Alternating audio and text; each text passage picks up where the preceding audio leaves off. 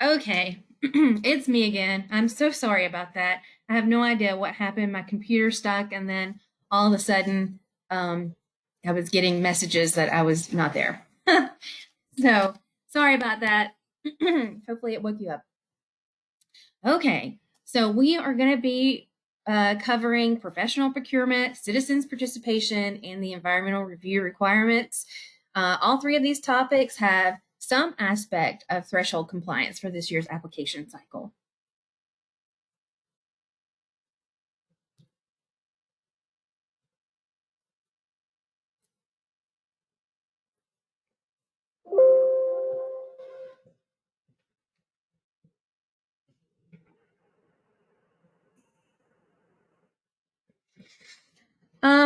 Right. So professional procurement is a threshold requirement. So all pre-award and post-award professional services must be procured prior to June 4th. Sole source approval request must also be submitted prior to June 4th. And I definitely wouldn't wait that long because it is there's risk associated with it, right? So if you wait until the very last minute to submit your sole source request and it's not approved, then that would mean we wouldn't review your application because it didn't meet a threshold requirement.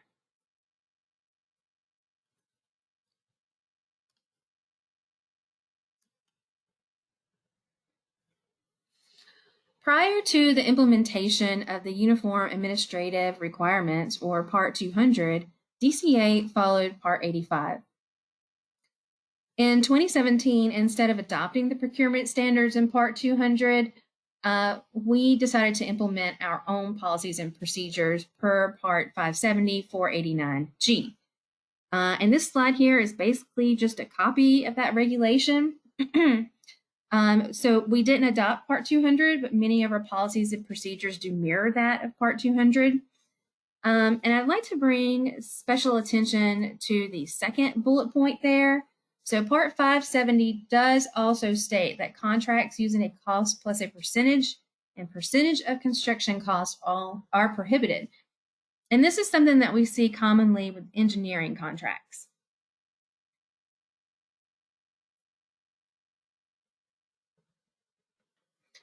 First and foremost, the procurement methodology used must uphold full and open competition.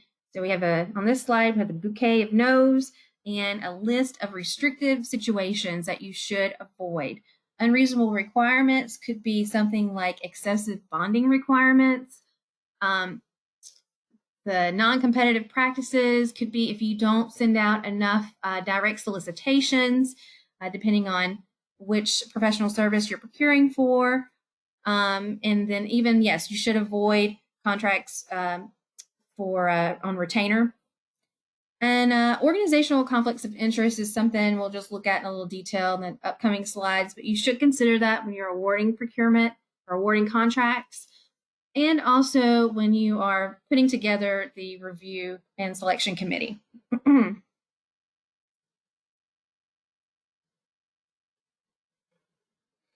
So each local government must have a documented conflict of interest policy, which states no employee, officer, or agent may participate in the selection, award, or administration of a contract supported by a federal award if a real or apparent conflict of interest is present.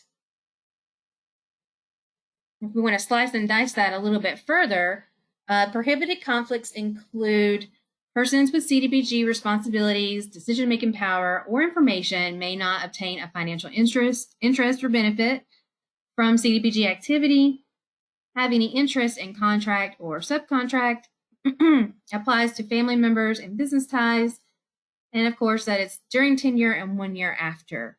And the example that we have here is a pretty common one that HUD uses. For example, of a COI, grant administrator cannot assist the grantee with drafting statements of work or RFPs for grant administration if they intend to submit a proposal. So they are limited in the amount of help that they can provide, but if it's publicly available, then they can discuss instructions and processes per that.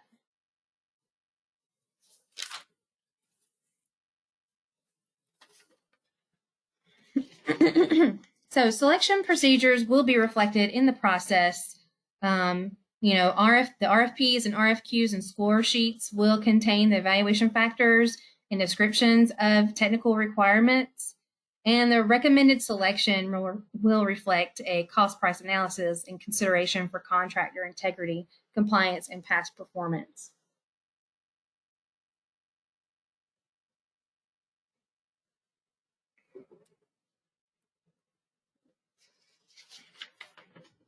Section 3 refers to the Section 3 of the HUD Act of 1968. The intention of the policy is to provide economic opportunities for low and very low income persons. And here we have our, it's based on the amount of the contract thresholds.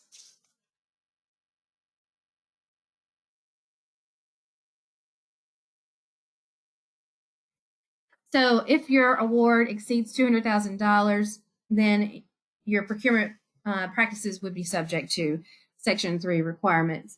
And that is why we do have to follow Section 3 requirements for professional procurement, because ultimately you will apply for a grant that is greater than $200,000 in the regular round, or when a contract and subcontract exceeds $100,000. So in terms of procurement, Section 3 imposes requirements on the advertising component. And this is so contracting opportunities are promoted to Section 3 businesses.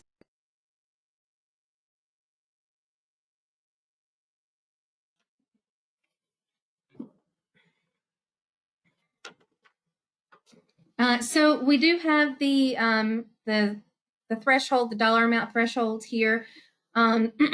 This is why it applies to the professional procurement, because ultimately the CDBG award you're going to apply for will exceed $200,000. And then Section 3 requirements apply when the contract and subcontract exceeds $100,000. So in terms of procurement, Section 3 imposes requirements on the advertising component, and this is so contracting opportunities are promoted to Section 3 businesses.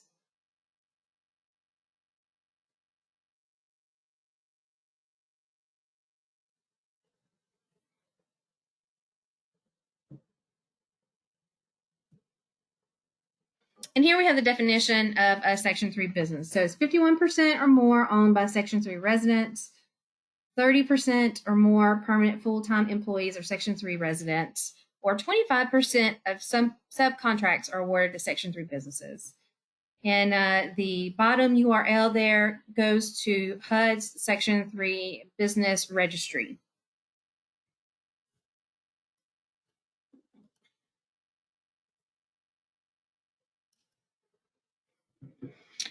Section 3 requires contract opportunities to be posted in at least 3 locations or sources generally available to Section 3 businesses. So there we have, kind of a watered down list. It's missing Local Housing Authority and Homeless Service Agency. GPR stands for Georgia Procurement Registry.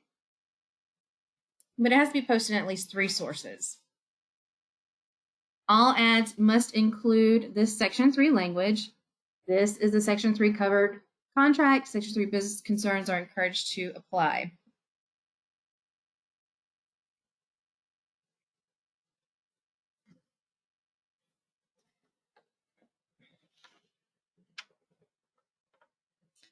Okay, there are 4 methods of procurement.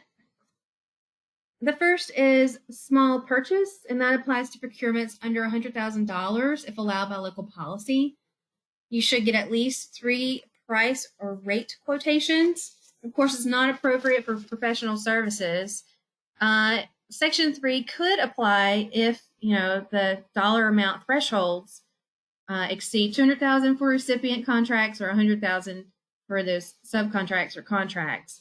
And the purchase includes labor or installation.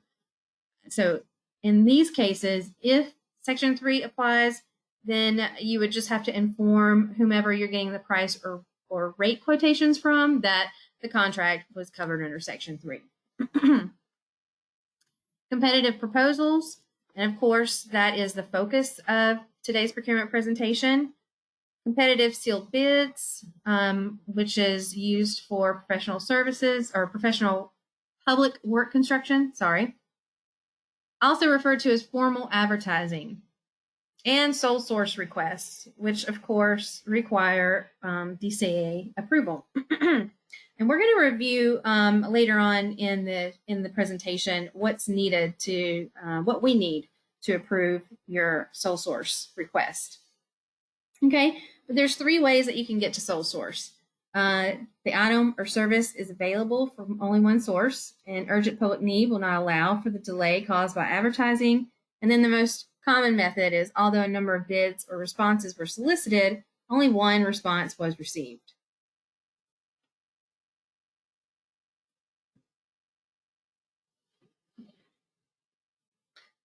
All right, so we're going to go through the process of competitive negotiation, also referred to as competitive proposals, right?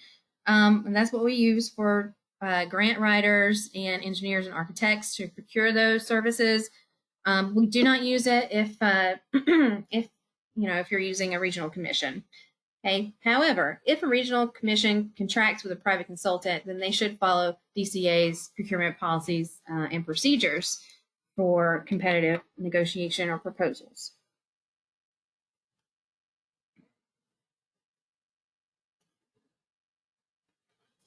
Now, once again, avoid the appearance of a conflict of interest and procure pre-award and post-award services up front. Contracts can be awarded which are contingent upon funding or award.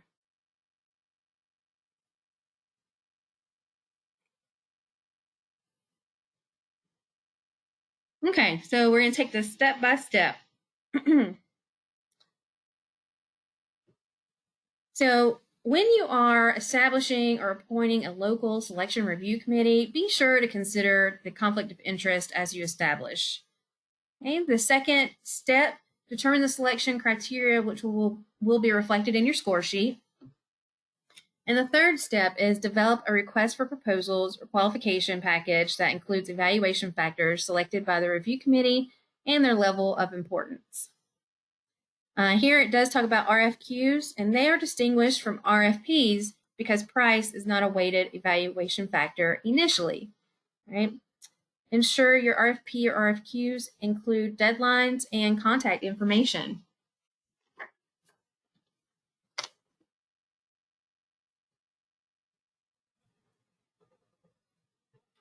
Okay, so publish the RFP or RFQ.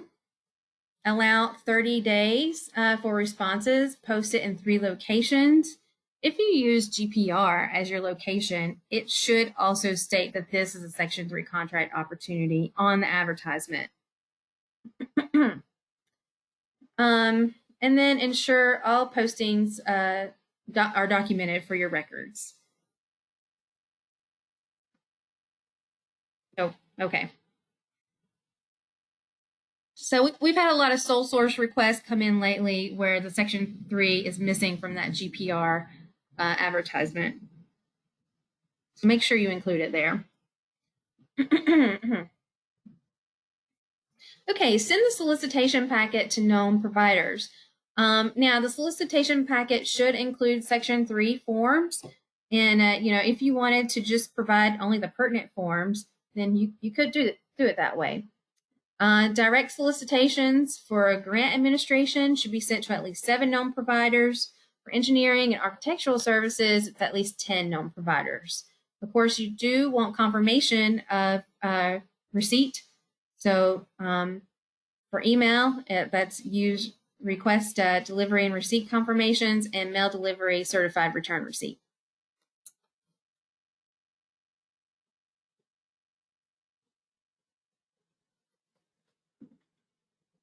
All right. Review and rate proposals to the greatest extent feasible. Give preference to Section 3 businesses.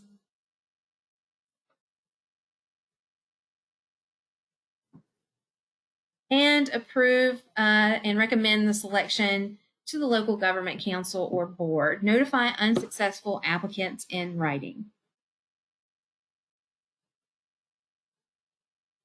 And then, of course, if you don't document it, it didn't happen. So your complete records should contain the RFP or RFQ, proof of publication and distribution, copies of proposals received, scoring sheets, meeting minutes, executed contracts, and correspondence with any Section 3 businesses.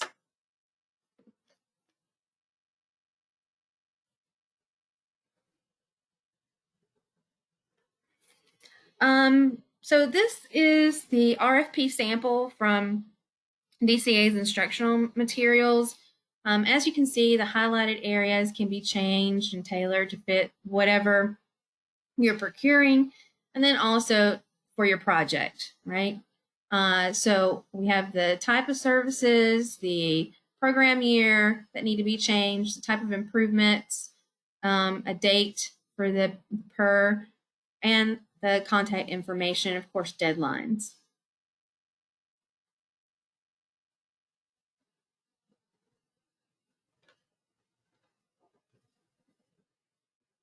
Right now, we're going to look at the RFP solicitation package. So as you can see, these two here, this is email format, and it's just that RFP, the same one.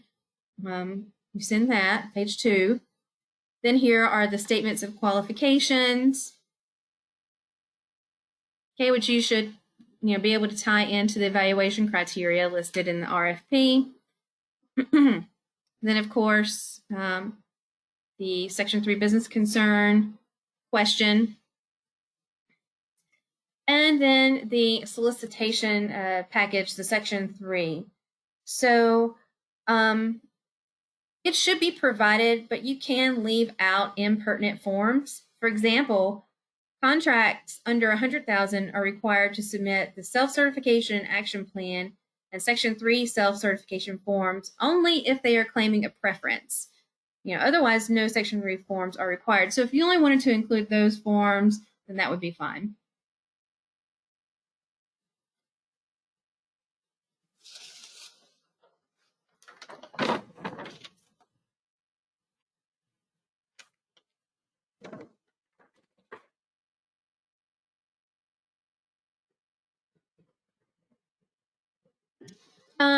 Right, so here we have the score sheet, and then on the right-hand side, this is an example.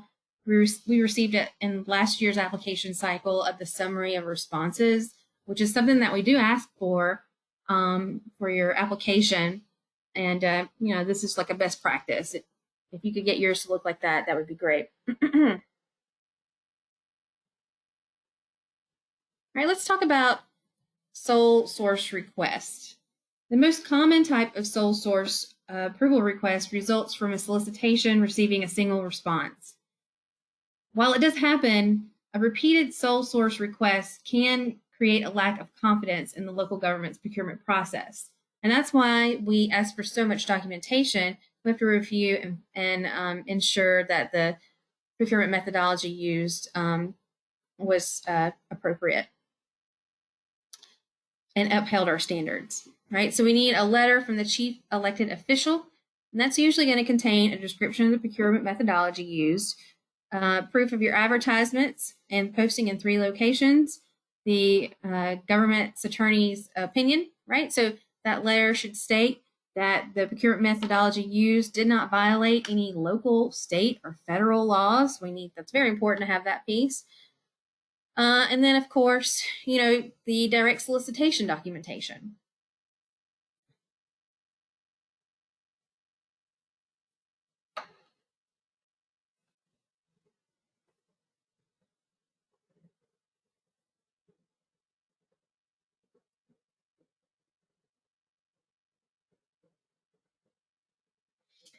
Previous procurements can be used if you are submitting a previously denied but improved project application from the most recent application cycle, and only if an acceptable process was followed.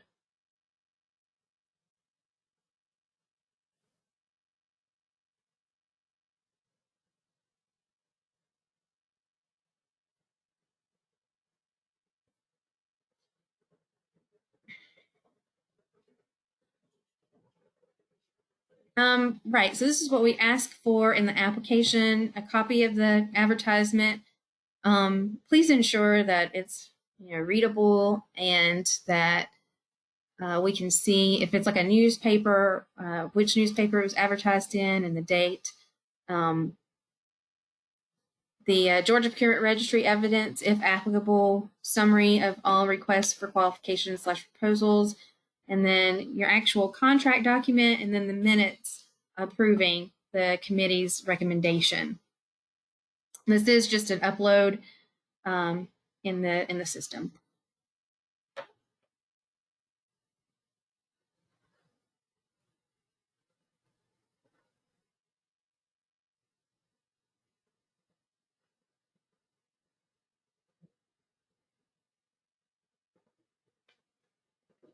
Okay, so right, these are just the most common mistakes that we see. Didn't advertise in 3 locations, forgot to include that Section 3 language on GPR or in all advertisements.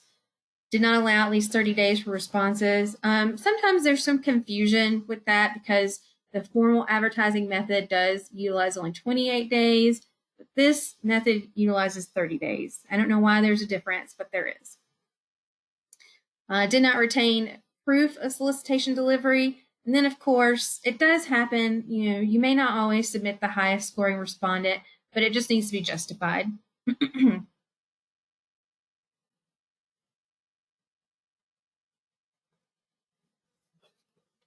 This is the last slide of the procurement presentation is the resources. So if there's any questions out there, I can take those. Chat. Which I don't see any on my end. Kim, do you have any?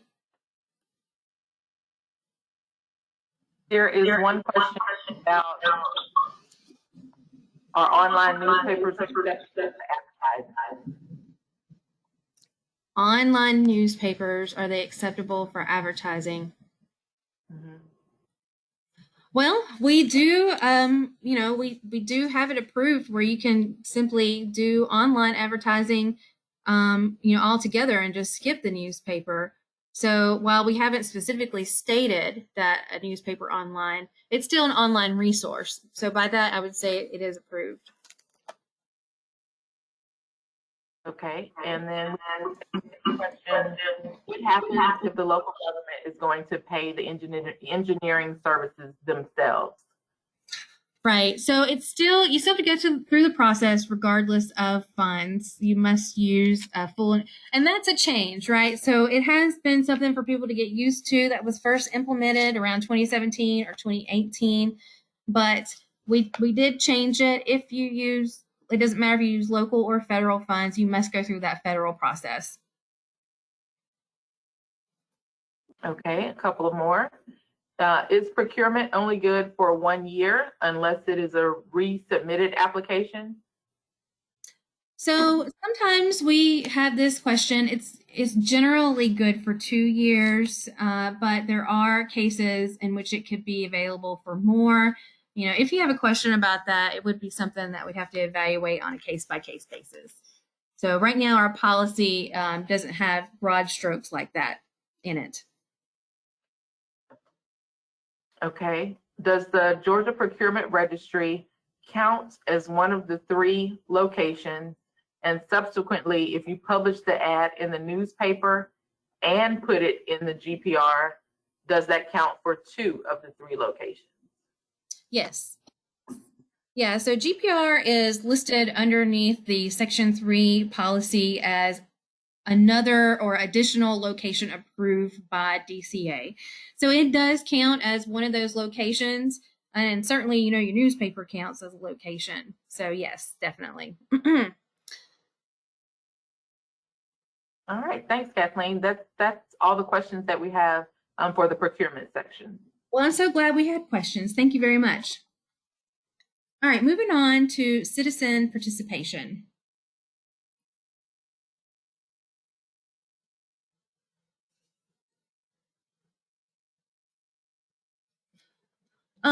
Right. By nature, the pre-application hearing is a threshold requirement, even though it's not listed in the application as such, right? But it has to occur before your application is submitted.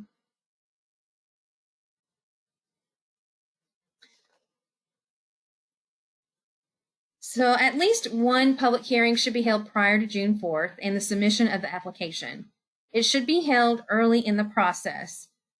DCA does have English and Spanish notice templates in the applicant's manual, which do include verbiage for the discussion of proposed amount use of funds and plans to minimize displaced and assist displaced persons.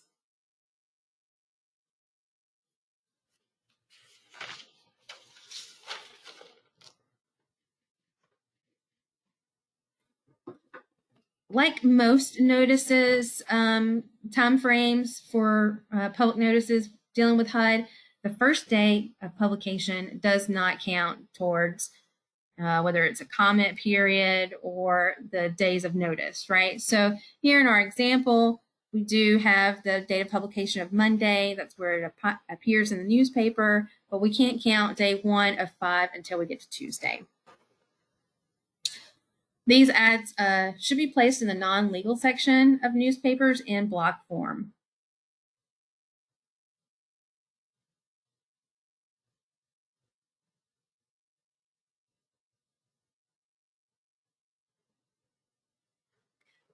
It's important to hold public hearings at times convenient to your citizenry, which can be dependent upon various factors such as demographics. Virtual hearings should provide accessibility for persons with disabilities or limited English proficiency. Ensure notices provide the virtual location for accessing the hearing.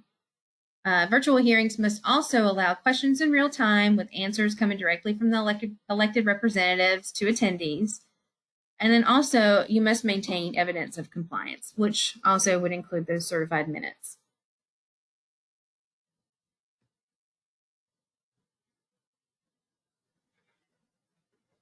DCA and its recipients are required to provide meaningful access to information and services for LEP persons or limited English proficiency. The provision of translation services is determined by the number and the percentage of LEP persons speaking English less than very well within a single language. This data is taken from the American Community Survey Data Table S1601, Language Spoken at Home. Now we're going to review an example in a second.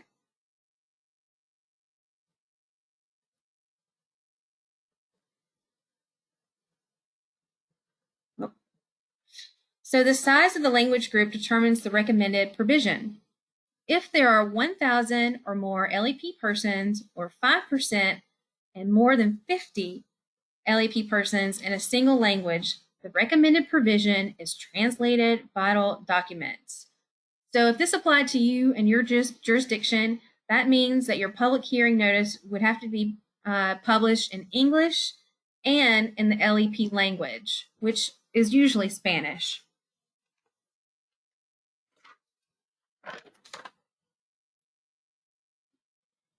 If there are 5% or 50 or less of LEP persons in a single language, then a notice of the right to receive free oral interpretation of documents should appear on the public hearing notice in that language, in the language of the LEP persons. And then if none of those thresholds are exceeded, no translation is required. You would only publish your notice in English.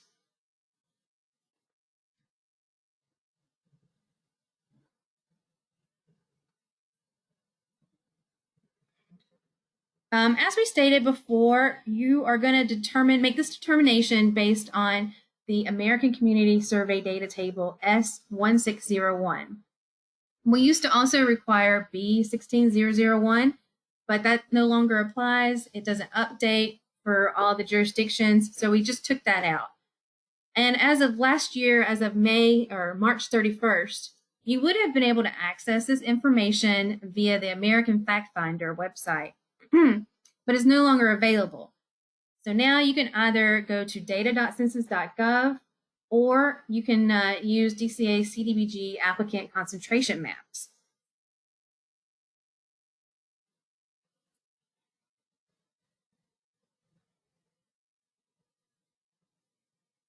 Okay, so in this example, this is what the data looks like when you pull it off of data.census.gov. So as you can see, here's a table ID S1601, language spoken at home. The product is 2019 5-year estimates.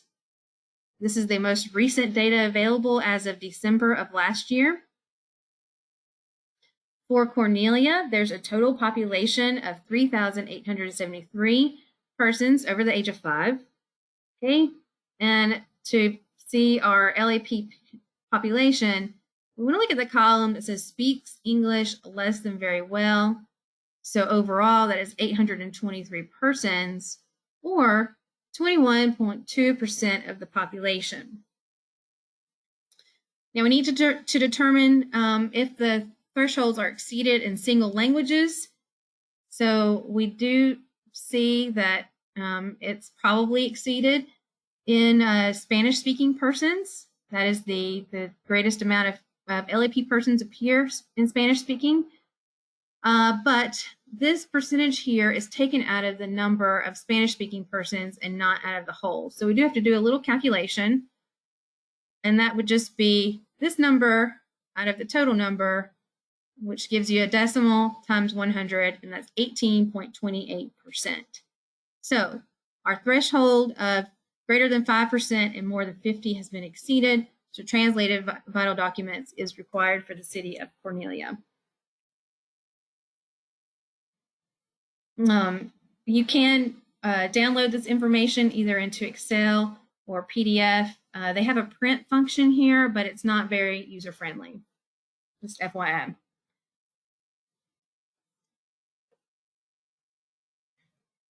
So this is the CDBG applicant concentration map. As you can see, the data is a little more accessible. So we still have our population of 3,873. So as you can see, it's the same data that was contained on census, data.census.gov. But the percentage that speaks Spanish LEP is already converted for us. So that's the advantage of using this map as opposed to data.census.gov. However, if you wanted to dig down to the census level, you would not be able to do it with this. It's only city or county. Okay, so once again, that the recommended provision would be translated vital documents.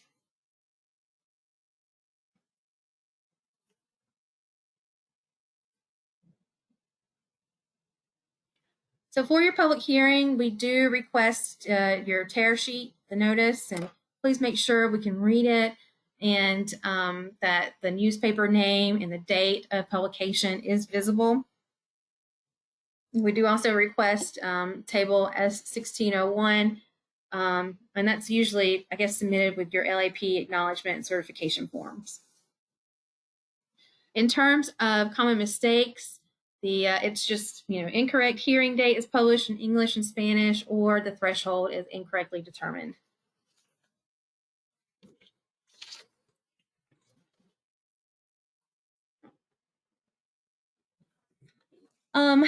Right, so here is the URL to the LAP template for CDBG and the guidance for CDBG.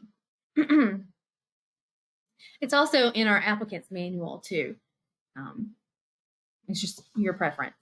So that is the end of this portion. I don't know, Kim, if there's any questions or not. I don't see any here. Let's see. Wait. Is the applicant required to have a language access plan prior to application? No.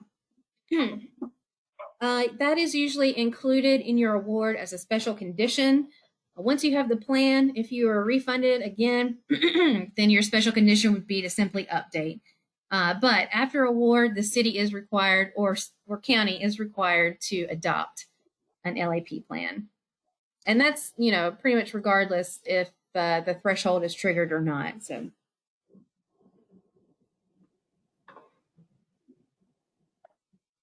We have another question.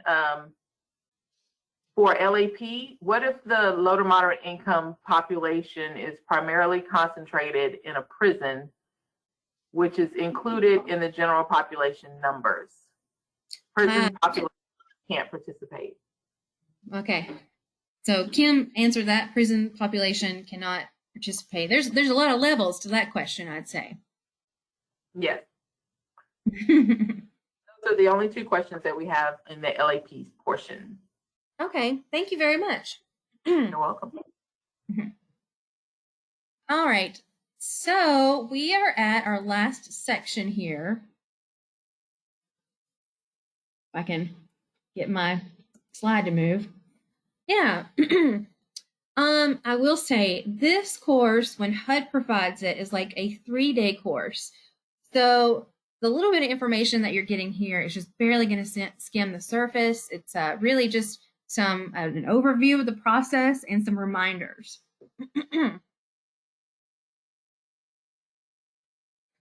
So procedures for the environmental review process on all CDBG projects are determined by Nepa. That's the National Environmental Policy Act, implementing regulations of the Council on Environmental Quality, and of course, Part 58 of HUD regulations, which are the environmental review procedures for entities assuming HUD environmental responsibilities. And Part 58 really allows local units of government to perform NEPA responsibilities with states reviewing in place of HUD. So states are the ones who provide that release of funds letter. The CEO assumes responsibilities for the environmental review, and it accepts the jurisdiction of the federal courts as a responsible entity in environmental matters on this certification.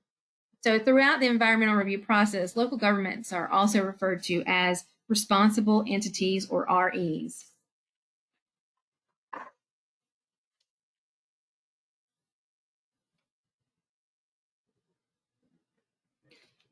HUD considers the consideration of alternatives fundamental to the environmental review process. And this is, of course, regardless of the source of funds. So here it's talking about choice limiting actions, right? If you limit the choice of alternatives, you should not, right? So choice limiting actions include acquisition of real property, leasing property, rehab, demolition, construction, relocating buildings, conversion of land, buildings, or structures. So certainly, if any of those actions are carried out, you definitely limit choices.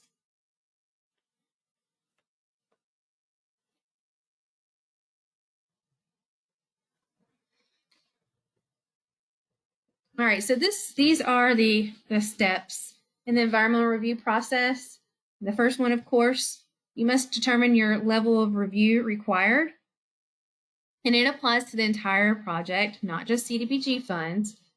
One of the fundamental ways that we determine is through our project description.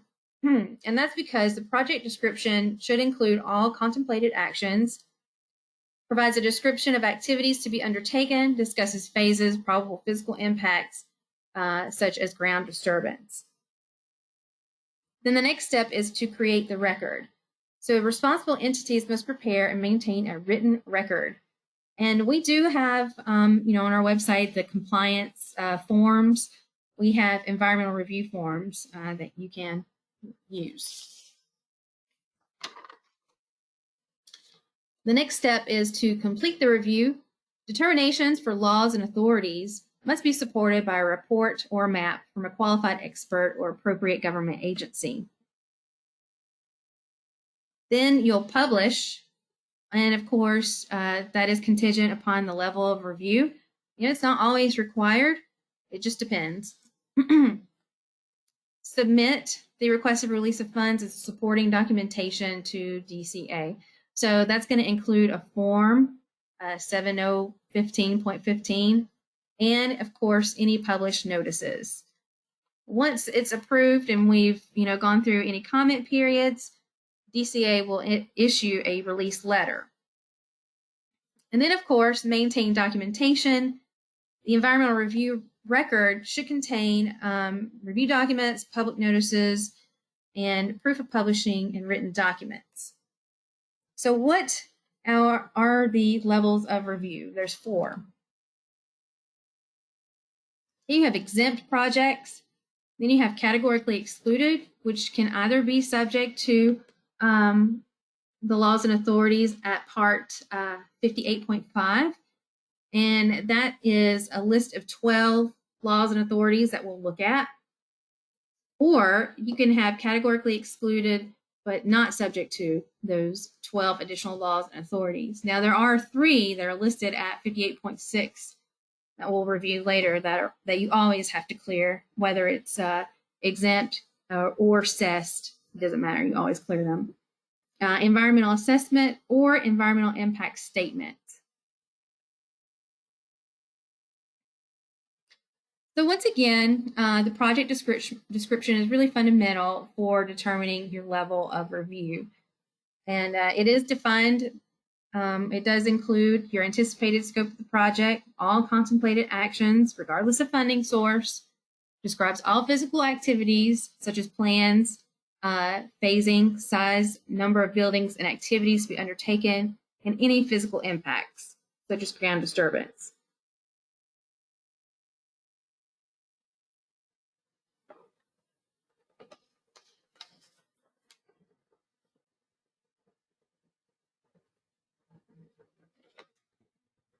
So this chart can help determine the level of review.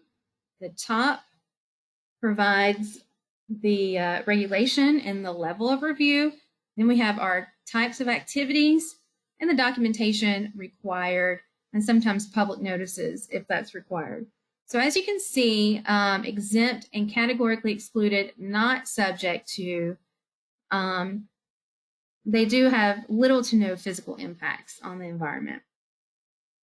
Okay, so both of these still determine compliance with 58.6, which is these 3 laws and authorities here.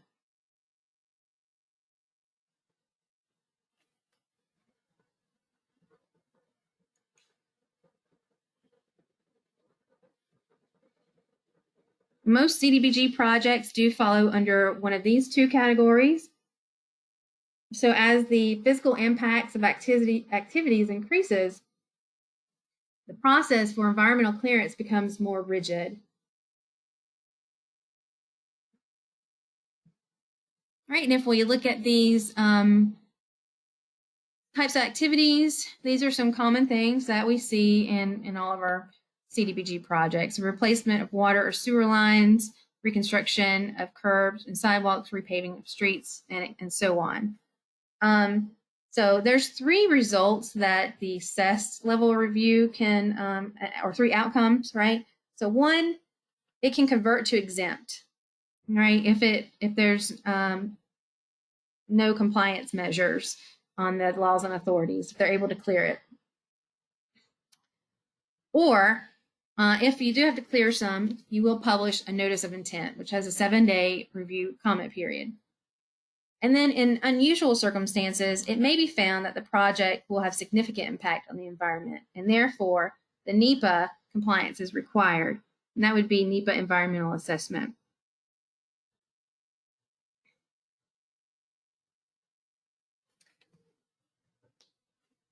So environmental assessments require an analysis of additional factors, which include land development, community facilities and services, and natural features. Responsible entities must evaluate alternatives and determine if the project significantly affects the quality of the human environment or not.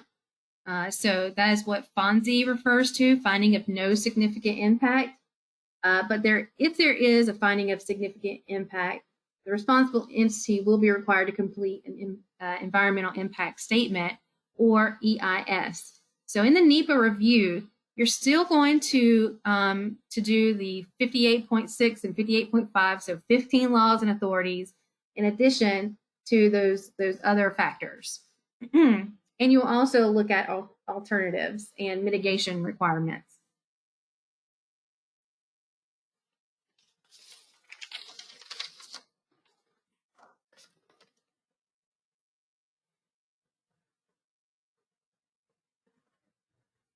Okay, once again, these are the laws and authorities. The 3 that are highlighted here are 58.6, and the other remaining 12 are 58.5. Okay, so when you're going through your environmental review, determinations should be supported by documentation, and we'll kind of review that a little bit on the next slide.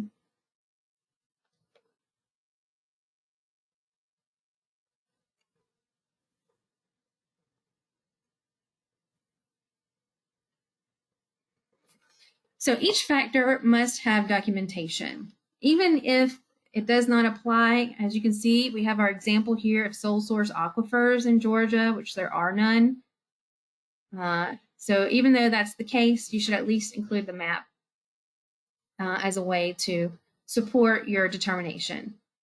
HUD's laws and authority pages, it gives you a breakdown of the laws and rules, and then under each category, it provides worksheets that can be completed to determine compliance. If you are a grant administrator, you want to use the partner worksheet, and it is highly recommended. They might be required in the future.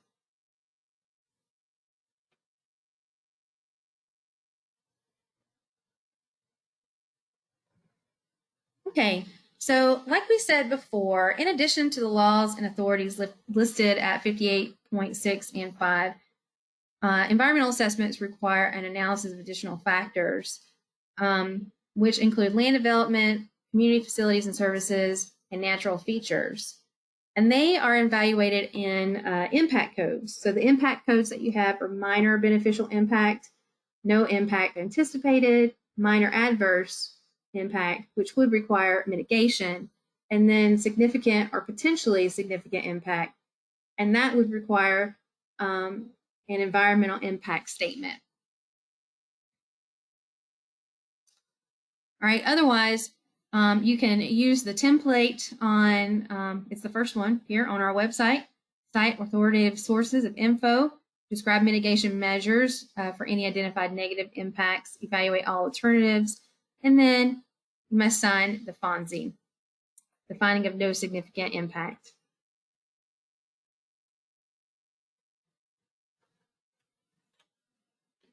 Okay, but if there is a finding of significant impact, an environmental impact statement is required. This is very rare. Most CDBG projects do not trigger this. So on its own, an EIS is triggered if any project provided a site or sites for hospitals and nursing homes with at least 25,000 beds or 2,500 beds. So any project that is going to provide a sites for units or beds, housing units, even non-residential housing construction greater than 2,500 units would trigger an environmental impact statement. So the scope of that is just so far outside of what we do in our annual CDBG projects.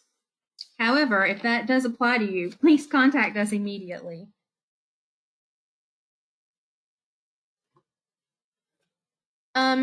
You can also do a tiered review. These are most commonly used in categorically excluded subject to levels of review.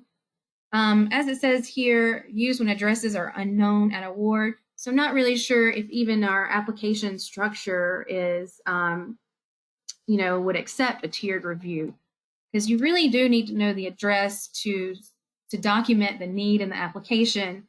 If you cannot document the need, that would definitely impact your impact score, right? But otherwise, it has a tier 1, it's a broad level, and then tier 2 is site specific. It's conducted after the addresses are known.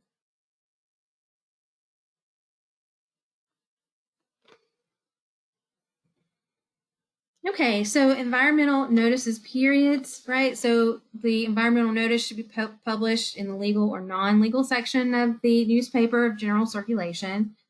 If you have a categorically excluded and subject to that results in a notice of intent, the comment period is 7 days.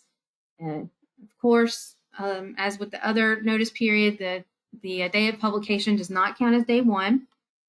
The concurrent notice carries a 15-day comment period, and it's followed by a 15-day comment period for DCA. And of course, those days don't overlap. Right, so the intention of a comment period is to give the public time to object. So at the local level, they can object to anything, and the local government must consider and acknowledge this in writing. Please notify us if you receive any comments. In terms of DCA, the basis of objection is very limited. So it applies to the request for release of funds not signed by the CO, the omission of a required decision, finding, or step, and committed funds prior to the release of funds.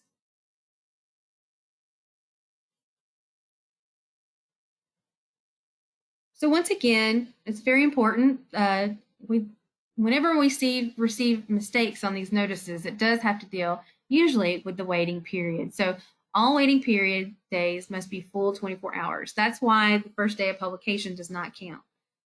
The DCA public comment period does not start until the day after we receive the request for release of funds, and each part of the process must be separate.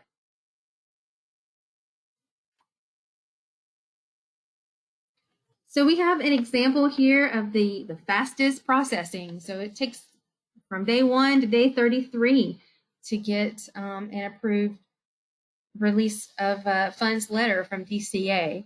And that's if there's no, well, the weekends may cause delays as well as any holidays. So it is kind of a lengthy process for your concurrent notice.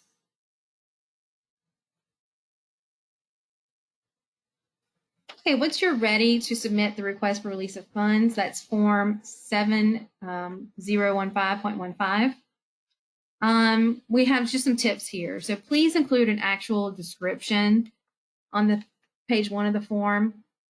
Make sure you select the appropriate box for the EIS statement there on page 2.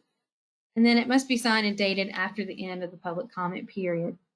You'll also want to include all notices, and then your Hpd clearance letters and travel consultation documentation. And you could send this in piecemeal. It's just up to you.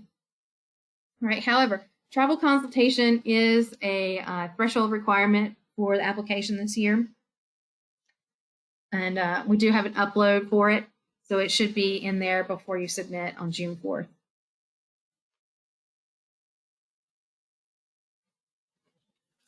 Okay, here's an example of a request for release of funds. This is one that we submitted to HUD, and I just wanted to bring to your attention this project description here.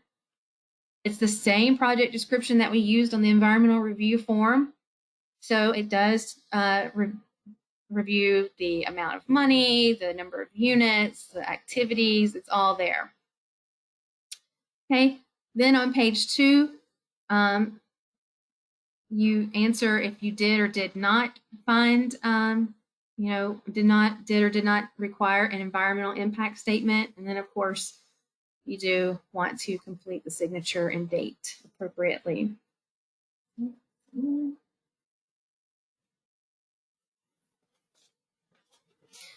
Some important tips: change in scope of project grant amendments may require an additional review. So if you have a change in scope or even in your target area, it may require additional review. And even if it doesn't, but you do have these things occur, you still want to go back to that environmental review and confirm that your original findings stick, and confirm that in writing and put it with your environmental review record. Of course, don't spend a dime until your environmental review is complete and you've received that release of funds from DCA. Sometimes, depending on how often you submit the same project application, you could be into the construction phase and you hit that 5-year expiration date. At that point, environmental review would need to be redone. And usually we catch these when you have a special condition attached to your award if it's going to be expiring during the time of the award. So if Hpd clears a project with conditions, it cannot convert to exempt. So this is for your categorically excluded subject to level of review. Okay, so in that case, you would still have to publish a notice of intent. And of course, when in doubt, you can feel free to contact us. We'll try to help however we can. Yeah, so here are the resources. I'd like to point out the web-based instructional system for environmental reviews, WISER. It's a training base. Okay. So partner worksheets are forms, the TDAT tool, Nepa Assist, and the endangered species tools, which are commonly used to complete your environmental reviews. So that brings us to the end of this presentation, and I can take questions now if there's any. Thank you, Kathleen. We have one question. Is Hpd clearance a threshold requirement for this year's application, along with the clearance from affected tribal historic preservation offices?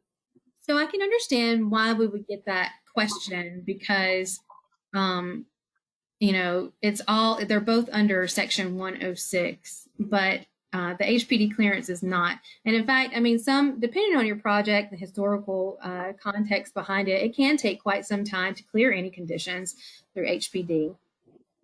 So no. All right, thank you. All right. Well, we have come to the end of our segment for this morning. I'm going to turn it back over to Joni Perry Ward, who is going to just share a few words with us. Hold on one second.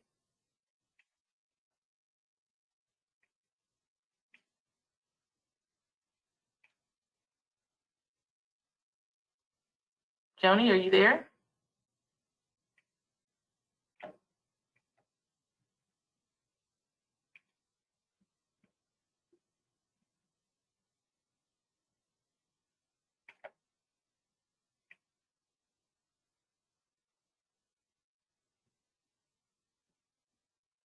Joni, if you're speaking, we can't hear you.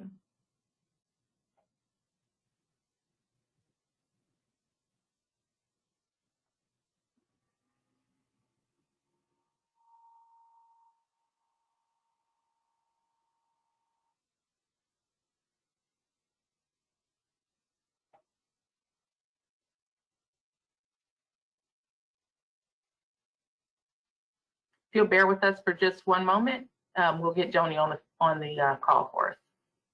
Just one moment, please.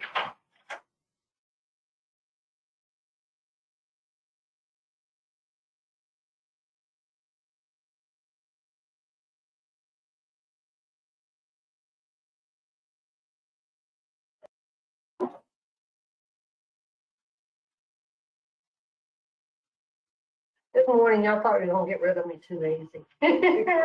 I had one little clarification that I think will be helpful when we were describing the programming. When Kim showed this slide that I think is up right now on the city BGCV, it showed 3 rounds of funding. Just to clarify that just a little bit, that doesn't necessarily mean we're going to have 3 different rounds of applications, but the CARES Act was very specific in the statute that HUD would make funding allocations based on 3 different tranches. So that's where that comes from. Those 3 rounds or tranches of funding is what totals together with our 82 million. And just as FYI, because you're probably wondering where we are in that process, we submitted our application to HUD for review. We actually have not heard back from them. You might be aware we had a slight change in administration, but the staff there seriously should still be moving along. So we are not actually at a point to specifically say what HUD has approved for us. As you know, we've been pretty aggressive and wanted to use some of the funding for rural broadband as it relates to healthcare, education, those issues that can affect the low and high populations of our state. So more will be coming on that, but we just wanted to clarify that earlier. Thank you. And I'm sorry, I just lost the whole presentation. Thank you, Joni. So now we've come to the segment in the day where we will break for lunch. We will reconvene at 1:30, and we will start up with our comprehensive plan and our service delivery strategy teams to give us some state requirements as far as those elements are concerned. And so enjoy your afternoon. We will see you at 1:30. We will reconvene at that time. Thank you.